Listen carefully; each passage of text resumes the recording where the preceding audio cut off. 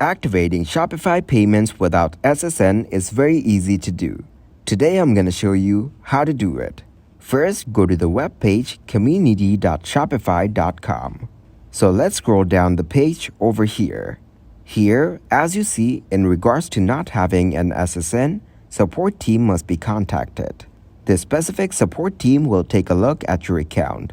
Also, some documents may be requested from you.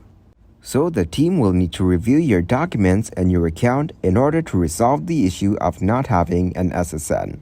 Now, in order to create a support request, go to the Shopify Help Center. Then follow the prompts to see the available Shopify resources.